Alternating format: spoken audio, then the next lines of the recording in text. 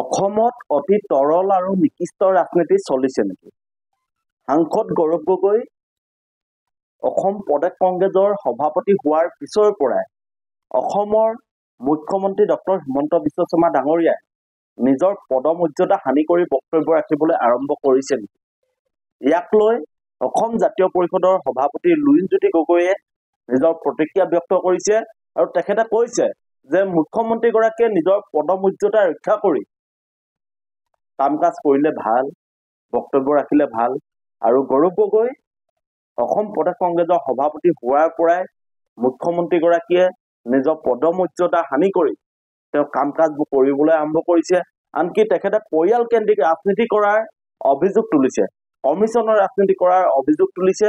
আৰু আমি আপোনালোকক দেখাব খুজিছো যে অসম জাতীয় পৰিষদৰ সভাপতি লুৰিণজ্যোতি গগৈ ডাঙৰীয়াই অসমৰ মুখ্যমন্ত্ৰী ডক্টৰ হিমন্ত বিশ্ব শৰ্মাৰ সন্দৰ্ভত সংবাদ মাধ্যমৰ সন্মুখত কি বক্তব্য ৰাখিলে। পুনৰ গৌৰৱ গগৈ নেতৃত্ব পোৱাৰ লগে লগে মুখ্যমন্ত্ৰী আচলতে নিদ্ৰা হৰণ হোৱাটোৱে স্বাভাৱিক। মুখ্যমন্ত্ৰী এতিয়া অকণমান ফ্ৰাষ্ট্ৰেটেড হোৱাই স্বাভাৱিক। গতিকে কিন্তু মুখ্যমন্ত্ৰীয়ে মুখ্যমন্ত্ৰীৰ দৰে ব্যৱহাৰ কৰিব লাগে, কাম কাজবোৰ মুখ্যমন্ত্ৰীৰ দৰে কৰিব লাগে আৰু কথা বতৰাবোৰত তেওঁ চাব লাগে যাতে তেওঁৰ যিটো পদমৰ্যাদা আছে সেইটো মৰ্যাদা যাতে সুৰক্ষিত কৰিব লাগে, তাৰ মান সন্মান যাতে ৰখা হয়।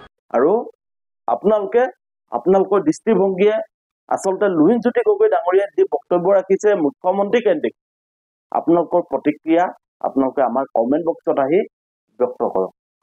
তেওঁ পৰিয়াল কেন্দ্ৰিক ৰাজনীতি কৰা বুলিহে ভাবে। তেওঁৰ পত্নী আৰু পুত্ৰ যদি ভাল অৱস্থা হয়, তেওঁৰ লগত থকা মানুহবোৰে কমিশ্যন লৈ যদি ধনী হ'ব পাৰে, সেইটোৱে তেওঁৰ ৰাজনীতি, যিটো এটা আদৰ্শৰ ভিত্তিত ৰাজনীতি হ'ব লাগে, এটা জাতীয়তাবাদী চেতনাৰ ভিত্তিত ৰাজনীতি হ'ব লাগে, এটা গণমুখী আৰু জনমুখী চিন্তাৰ ৰাজনীতি হ'ব লাগে।